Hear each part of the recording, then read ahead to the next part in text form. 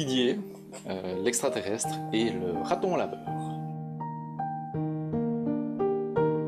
Mais Didier, voilà, c'est aussi quelqu'un avec qui on partage plein de choses depuis maintenant quelques années, avec le cabaret de Labec, avec Rire en scène.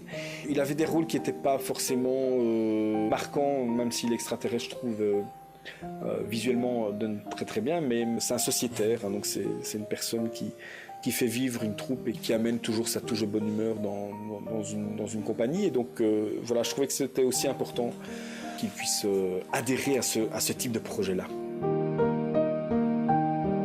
Je n'ai jamais participé à une comédie musicale. Pour moi, c'était une superbe première expérience. Sinon, comme expérience, qu'est-ce que j'ai? J'ai plus ou moins une dizaine d'années de comédie, on va dire de faire le zouave, et plus ou moins également 10 ans de chorale, chant de toutes sortes. J'ai jamais suivi de cours de chant, c'est autodidacte. Et qui plus est, nous sommes tombés sur Denis qui a fait ça d'une façon extraordinaire, qui nous a mis à l'aise. C'était super sympa.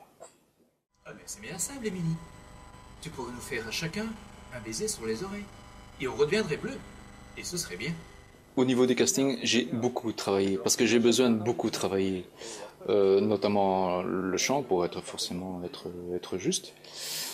Et donc effectivement, j'ai travaillé dans mon garage, sur enregistrement. Mais sinon, pas du tout stressé. Je me suis amusé même ici, c'était super sympa.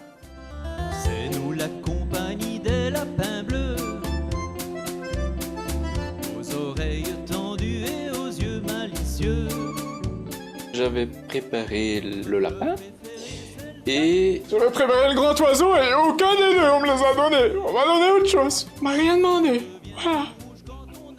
Je ne sais pas pourquoi est-ce qu'on m'a donné l'extraterrestre. Pierre n'a jamais voulu me dire pourquoi.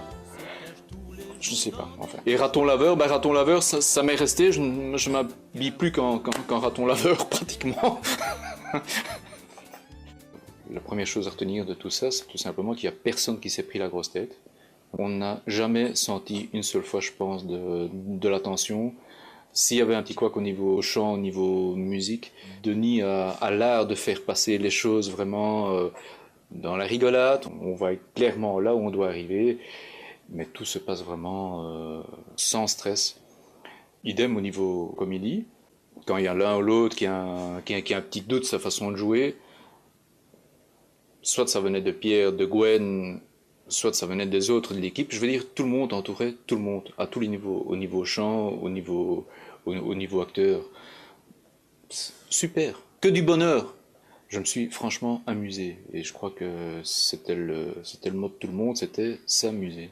Et justement, pourquoi c'est passé comme ça, pourquoi ça a eu l'air d'être aussi facile, c'est justement parce qu'il y avait cette ambiance dans toute l'équipe, et tout ce qui tournait autour de l'équipe. On trouvait de l'amusement à tous les niveaux. Et donc je veux dire, il n'y a rien eu de difficile, je pense, franchement, dans cette aventure. L'anecdote, c'est tout simplement, je devais jouer sur scène sans lunettes. Jusque-là, pas trop de problèmes. Je vois le brouillard, donc ça ne me dérange pas.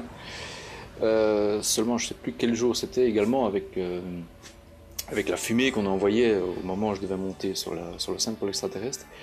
Dans la construction de la scène, il y avait quatre piquets qui dépassaient, qui étaient légèrement protégés, mais sans lunettes et avec toute la fumée. À un certain moment, je ne voyais plus rien, ou pas grand-chose.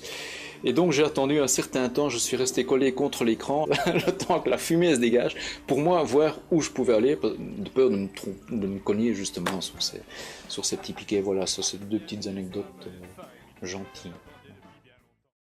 Le projet nous a apporté plein de frissons, plein de souvenirs. Une seule envie, c'est de le refaire. Pas forcément Émilie, mais de refaire un projet pareil ensemble, que ce soit une comédie musicale, que ce soit de se retrouver ensemble sur une scène de théâtre, que ce soit pour chanter, que ce soit pour faire une pièce. Mais je pense qu'on ferait ça, et demain tout le monde est là. Donc ça c'était magique, c'était un moment magique. On en rêve, on dort avec, on vit avec, on trempe sa petite tartine dans son café en pensant à Émilie. Quand on voit les images, chaque personnage revient à un certain moment dans notre vie, quoi. Et puis voilà. Émilie Joly, c'était un tout. Je pense honnêtement, on ne peut pas sortir quelqu'un. Parce que justement, il y a cette unité dans le groupe, il y a cette solidarité, il y a cette chaleur dans le groupe, mais il faut la garder. Personne n'a pris plus qu'on lui demandait, mais tout le monde a peut-être donné encore plus que ce qu'il pouvait donner. Et ça, c'était magnifique. Donc pour moi, merci à tout le monde. Et merci de m'avoir donné la chance de participer tout simplement à cette histoire-là. Donne-moi le bleu de tes yeux. Je te donne le bleu de mes yeux. Donne-moi le blond de tes cheveux. Je te donne le blond de mes cheveux. Donne-moi le rose de tes Je joues. te donne le rose de mes cheveux. Connais-tu le prince charmant? Je ne connais pas le prince charmant.